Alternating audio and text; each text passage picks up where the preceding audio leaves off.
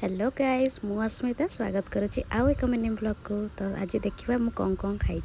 तो ब्रेकफास्ट थिला उपमा तरकारी आउ चटनी नड़िया चटनी थिला।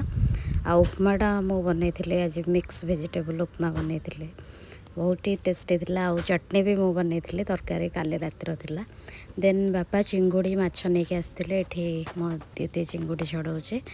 तापर आमर माछ भजा हो जाइला चिंगुड़ी भी तरकारी हो जाइला से भितर मुझे गोटे माछ भजा खाई देती।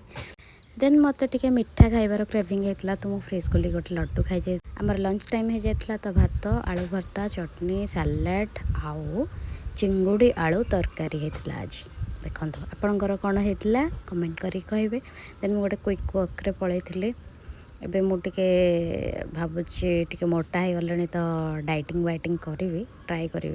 देन आसिक मुझे चा पी देती।